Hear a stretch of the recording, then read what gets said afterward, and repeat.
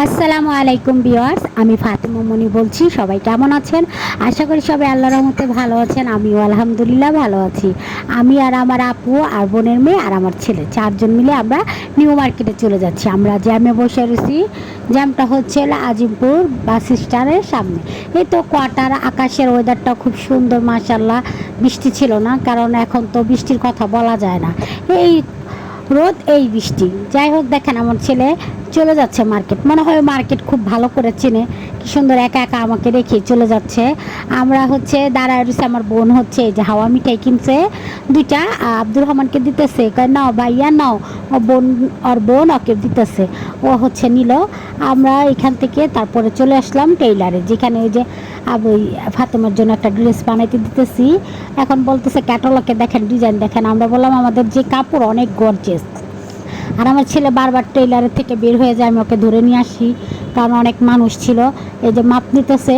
তো আমরা বললাম কি অনেক গর্জিয়াস, যেহেতু কোনো ডিজাইন নাই, নর্মাল একটা জামা বানা দেন। যাই হোক, আমরা এখান থেকে মাপ দিলাম সুন্দর করে।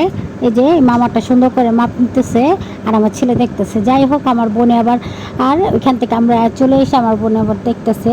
আমি বললাম আমার ছেলের জন্য কাপড় কিনবো, তো ম্যাচিং করে কাপড় কিনবো। আর আব্বুর থেকে আমি টাকা নিছি। বলছে কি ঠিক আছে, বাবুরে কেনাকাটা করে দাও, তোমার যেটা মনে চায় কিনে দাও। আর এইখান থেকে আমার ছেলে দেখেন আরেক দোকানে এসে কাপড় ফেলে দিল। ফেলে দেখি সুন্দর চলে যাচ্ছে। আমাকে তুমি ফেলো কেন? আর ওই যে মেয়েটা আছে না, বলতেছে বাবু কাপড় ফেলে দেয়। আমি তো বাবু কাপড় ফেলে দেয়, বাবু দুষ্ট। হ্যাঁ বাবু দুষ্ট। এই যে এই দোকানের কাপড় ফেলে দিছে। এইগুলো হচ্ছে ওয়ান পিস। এই যে আমার ছেলে দেখেন কি দুষ্টামি করে। আমি তো দেখিনি ফেলে দিচ্ছি সাদা কাপড়টা। পরে এরকম করতে করতে ওদের পানি তৃষ্ণা লাগছে, এখন পানি খাওয়াইতেছে। আর খালামুনি ওকে পানি খাওয়ায়। আর ওই যে ফাতেমা, ওর জন্মদিন আজকে এত আয়োজন চলতেছে। তারপরে আমি বললাম কি চলো জুতা নিই, জুতাটা ভিডিও করা হলো না।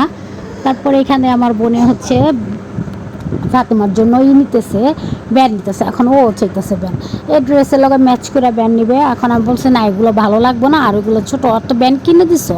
কয় কি হ্যাঁ মনে পড়ছে, কয় থাক তাহলে কিনা লাগবে না। আর যেই ড্রেস, এই ড্রেসের লগে ম্যাচিং করে ব্যান্ড পাওয়া যায় না। তো আমার বোনে কয় কি তাহলে আমার জন্য ব্যান্ড নেই। এই যে এটা নিছে আমার বোনের জন্য, ছোট ছোট চুল সামনে এসে থাকে, বিরক্ত লাগে। এটা নিছে 60 টাকা। আমরা দামাদামি করছি, কেন একদম 60 টাকা, মানে নিউ মার্কেটে যা হার, যার থেকে যত দাম রাখে। তো এইখানে দেখলাম এখন আমার বোনে ঘড়ি দেখতেছে ফাতেমার জন্য। ফাতেমা ঘড়ি পড়বে জন্মদিনে। আমি বললাম কি জন্মদিনে তুমি ঘড়ি কিনবা? কি হ্যাঁ ঘড়ি কিনে দিই। তো হচ্ছে ম্যাচিং করে নিবে। তো ম্যাচিং হয় না, ড্রেসের মতন ম্যাচিং হয় না। গোলাপি কালারই আল্লাহ পছন্দ করছে ফাতেমা। এই যে এখান থেকে আমি আবার এইগুলো দেখতেছি, আমি ভিডিওর মধ্যে নিতেছি। কত করে এগুলো দাম জিজ্ঞেস করি নাই, কিন্তু আমার বোনে যেটা কিনছে ওটা নিছে 200 টাকা। ওটা ফাতেমার ঘড়ি 200 টাকা নিছে। পরে আমরা বললাম কি চলো আর কিছু নিবা? কি না আর কিছু নিব না, কারণ জুতা তো ওটা আনছি। এই আমরা ওইখান থেকে চলে আসলাম কেক অর্ডার দিতে। এই যে কেক, এখানে এই যে খাদুও ছিল আমাদের সাথে, আম্মু আবার আসছে খাদুকে নিয়ে। এখানে কি সুন্দর কেকগুলো ছিল, অনেক সুন্দর সুন্দর কেক। আমার বোনে বললাম এই বড় একটা কেক নিলেই তো হয়ে যায়। এই কেকটার দাম হচ্ছে, যেটা আমি দেখাইলাম, ওটা 3300 টাকা। আমি এই কেকটা নিলেই তো হয়ে যায়। এখানে শুধু নাম লিখে দেবো, হ্যাপি বার্থডে ফাতেমা। তো এইখানেগুলো কেক দেখতেছি। তারপরে এগুলো ছিল, অনেক রকমের কেক ছিল।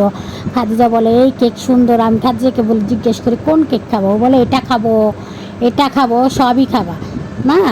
ও বলে হ্যাঁ আমি সবই খাবো। আমি না, বেশি খেলে দাঁতে পোকা হবে। আর একটা হ্যাপি বার্থডে কেক। বা ঠিক আছে, আমার কাছে হচ্ছে ভ্যানিলা ফ্লেভারেরটাই ভালো লাগে।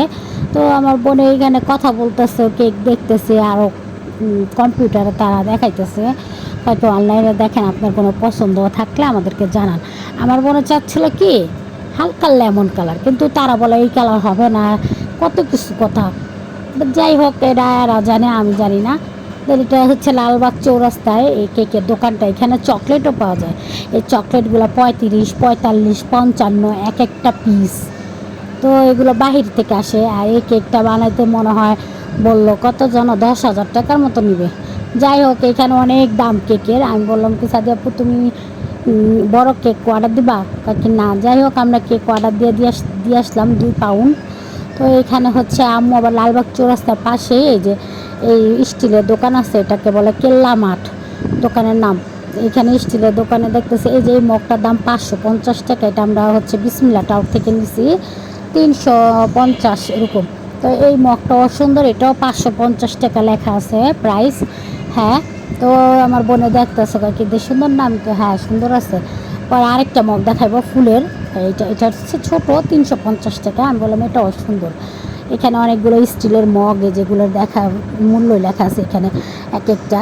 তো আমি আবার আমি একটা মামপট খুঁজতেছি আমার ছেলের জন্য সুন্দর, কিন্তু পাই না। যাই হোক, এখানে স্টিলের পাতিল কড়াই সবই আছে। আম্মুরা বললাম তুমি কিছু নিবা, নিলে নাও, নাহলে চলো। তারপরে আম্মুরা কি যেন নিবে, আম্মু খুঁজতেছে। আমি যে চামচগুলো দেখতেছি, এগুলো চামচগুলো অনেক হ্যাভি ছিল, মানে অনেক ভারী ছিল, ভালো। তারপরে আমার বোনে বলে কি এই মগগুলো তো আমার আছে। আমি হ্যাঁ এটা তোমার আছে। তারপরে এই মামপটটা দেখতাম পোকা সিস্টেম।